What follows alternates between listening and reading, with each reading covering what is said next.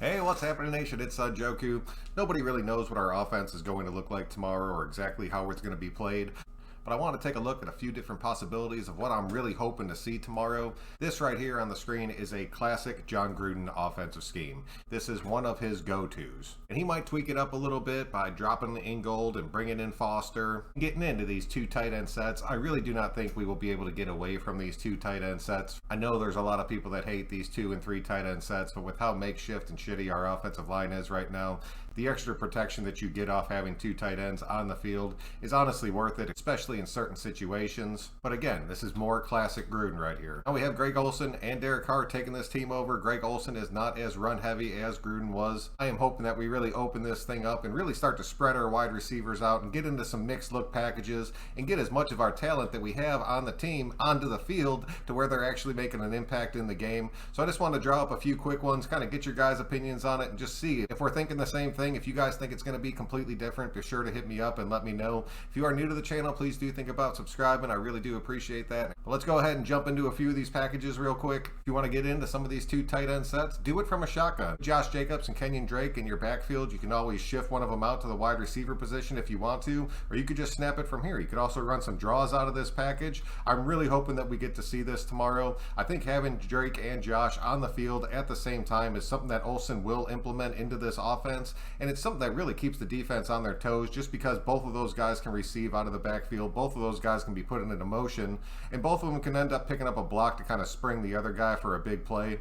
It's like a 2 tight end set with a twist, and I absolutely love it, so I'm really hoping we see this. The next package I'd really like to see come out is just a true 4 wide receiver, but this time keep Kenyon Drake in the backfield because we can always shift him around and motion him to where he needs to be. You could slide him up, have him play at the line. You can keep him in the backfield to pick up that extra block. Rather it be Kenyon Drake over a guy like Jalen Richard in this situation, just because Drake does have much better hands and he does have much more explosiveness after he actually has the ball in his hands. I know we haven't seen a whole hell of a lot of it, but I'm really hoping that starts to change this week.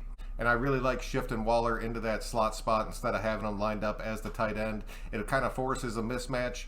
And if you have them on the same side as Ruggs, that safety's going to have to bite on one of them. So you're either going to have Ruggs deep, or you're going to end up having Waller slanting across the middle. Either way, it's a big play for us. This package is another one that I really like. It'll keep the defense from being able to stack the box, and it's going to force 1 or 2 of those linebackers to drop, because if you have Waller cutting from one side, Renfro cutting from the other, whichever side that linebacker blitzes from or gets caught up in a play action, you're going to have that slot receiver wide open.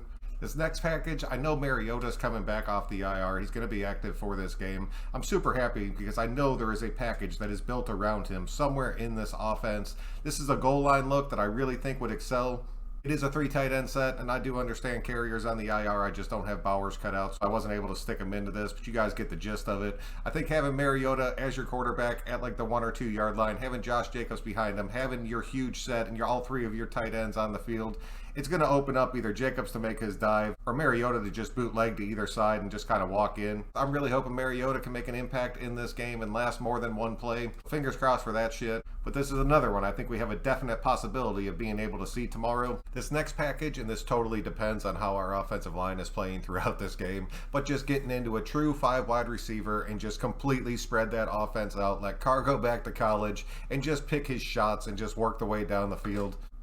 If we had a brilliant offensive line, Derek Carr would slay whatever defense we were playing working out of this offense. His decision-making and quick-ass release, there are very few defenses and very few defensive players that would be able to keep up with that. But this is another setup that can honestly help your offensive line by alleviating some of that pressure that's coming down on them because you are so spread out across the field. I doubt we'll see this one tomorrow, but in my heart of hearts, I would love to see it. I think Willie Snead has been completely underrated. I think he's been completely underutilized. I'm really hoping he gets worked more into this offense along with Zay Jones so Derek Carr can open up his arsenal a little bit more. Something in my gut tells me that Willie Snead's going to have a bigger impact on this offense than he has through these first games. And the final one I want to take a look at is trips right. Y'all that have been with me for a while know that I absolutely adore this offense. I think it brings a ton of mismatches. It brings a bunch of miscommunication to the defensive side of the ball. And having Waller, Renfro, and Ruggs all lined up on the same side, you're able to attack on every single level. It forces the defense to completely shift that way, and then you run it out of a pistol with both your best running backs on the field. This gives you the option to either motion Waller, and then you can drag Drake and put him all the way on the outside. or keep him back in the pocket. You could still run to the right or left out of this package. You'd be better off running to the left, honestly, if you can get a little bit of misdirection. If Waller can seal that side, you send Drake as the lead, and you send Jacobs around behind him. As long as Miller and Drake pick up their blocks, Josh Jacobs is going to have one man to beat for a touchdown.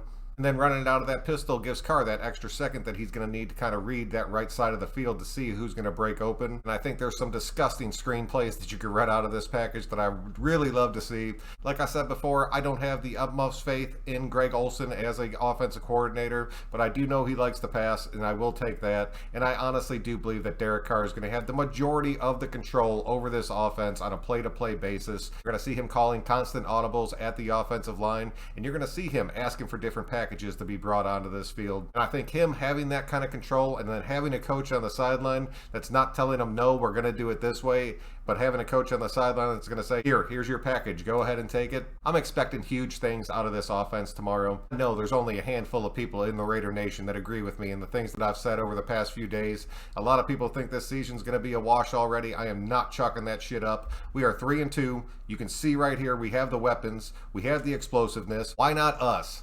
We're starting to get some pieces back, and we should be able to wipe these next 3 games. We'll be sitting pretty at 6-2, and I'll be jacked out of my fucking mind. If there's any other packages you guys want to see, definitely leave it in the comment section, or just leave your thoughts on these few that I did draw up. That's pretty much what I have for you guys tonight. Thank y'all very much for checking it out. If you can click that like button on your way out, it really does help me out and keep me growing. I'll be live tomorrow night around 10 Eastern to just kind of give my first impressions of that game. Hopefully it's not the same style of video that I had to make last week after that damn Bears debacle.